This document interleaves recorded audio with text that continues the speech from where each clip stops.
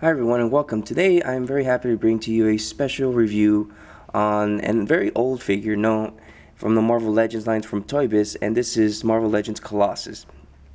I've been wanting this figure for a very long time in my collection. I'm finally having it here and I'm going to be able to open it in front of you guys, which is really great because I still believe that this is one of the best Colossus out there, at least in terms of the way it looks, compared to the recent one that came out where it had a different style. But this one's the original looking Colossus that I've always wanted in my collection. As you can see, it is Series 5 from the Marvel Legends line, and it also says it's superposable with 37 points of articulation, which we will check once I open this up. And as a bonus, it comes with a 32-page comic book and wall mountable display stand. On the back of the packaging, you will see that there is also stats available for Colossus and different power grids that are shown as intelligence, strength, speed, durability, energy projection, and fighting skills.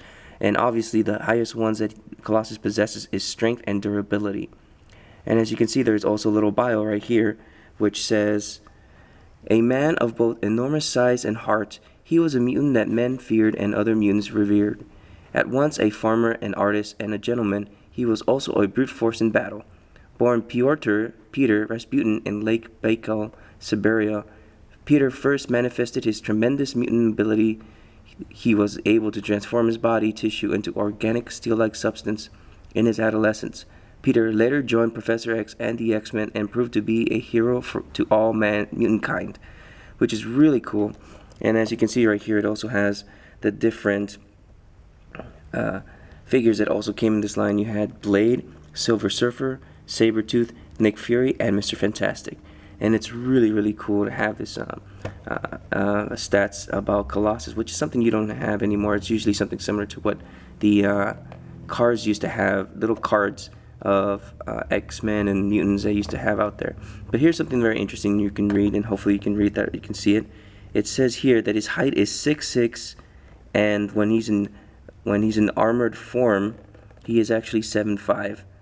His weight in human form is 275 pounds, and in weight in armored form is 500 pounds. So he pretty much gains more size as he turns into this techno-organic type of or steel-like substance in his body. And now that we've got all of that out of the way, let's get going and start opening this guy up and see how he really looks.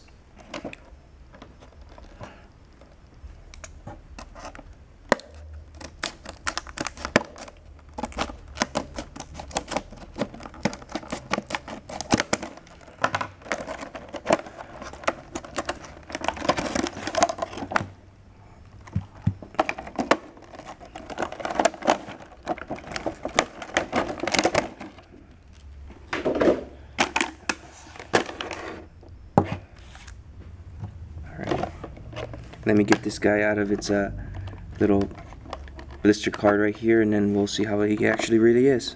And here we have Colossus out of its packaging and displayed. It is a very amazing looking figure. But before we get to that, let me just show you what else it came with.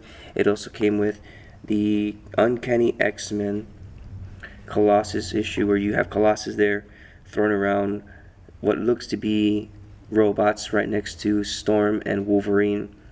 And this is just a nice thing that Toybiz used to do with their figures, just to give you a comic so that you can at least get an idea of the character, especially if you didn't know the character too well. You can get the understanding of where it came from. But Colossus here looks really awesome, and it actually comes with a base, and this base is really well detailed. It's really nice. It's actually a stand, and it's also a wall mount, but it's really weird to have this as a wall mount because this is basically the I want to say the chest area of a Sentinel. As you can see, this is the chest. This is where the head would go, and everything looks like to be torn up. So it looks like it's supposed to be on the ground, but yet the detail on it is really cool. Toybiz at the time just made everything look really great with their figures, and I'm really glad that I was able to get this with the base, because this is just a great display option. And here we have Colossus standing on his own. Now this figure actually stands close to about more than 7 inches tall, which is pretty accurate to what he's supposed to be based off on the stats that they gave. Basically he's supposed to be 7 feet 5 inches, so He looks really good, and as you can see, this figure is amazing looking, great looking. I mean, the details are just awesome.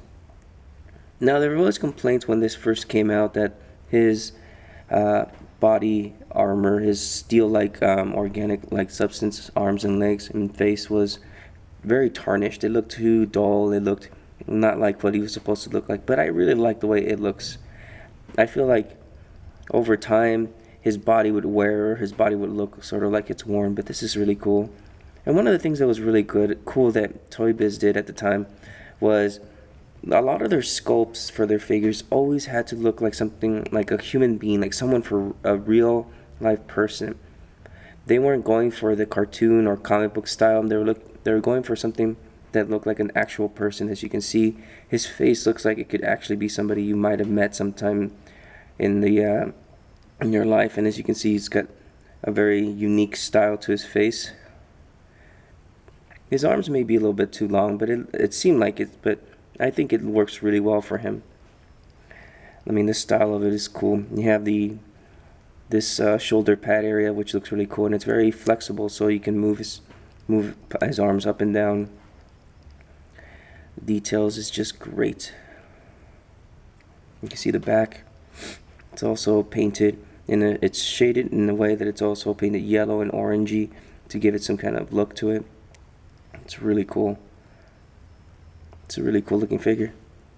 Now let's take a look at articulation. This figure boasts to be superposable with 37 points of articulation, so let's take a look at that right now. As you can see, its head is really just on a swivel. It's doesn't look up at all as much, but its neck does have another swivel on there, so it gives you another extra layer or another swiveling point right there. Its head can pop off if needed be, but you won't be doing that as often. But so you can see it does have a ball joint up here, and the neck does turn. Put that back on. Now the next point right here we have at the shoulder, and it's got like a really weird butterfly joint, sort of going upward instead of sideways, but it does go high enough that it actually gives it a little extra point to go higher up on this shoulder. So you have a shoulder. You have shoulder that goes up and down. It goes around completely. It has a bicep swivel, and it has a single jointed elbow, which is fine because it's due to the muscles and the way it looks. It's sort of like you can't really do a double joint right here, but it's good enough because it gives you almost 45 degrees. You have a wrist swivel right here, and you have a hand that goes this way, and it actually has hand articulation, arm to where its four fingers can move outward and its thumb can move a certain way, so you can always have him giving you a thumbs up in some point. The next thing you have is the ab crunch, which goes forward like that. It goes forward that much. It goes back that much. You have a waist swivel. You have a T-jointed leg joints right here, which go forward. It can go slightly back. It can go all the way out. It's got a upper thigh swivel. It's got a double jointed knee. It's got a mid-calf rotation. Its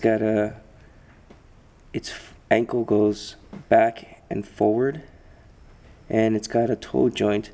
It doesn't have any ankle rock or anything, so it's unfortunate for him when he stands, but it's still pretty darn good.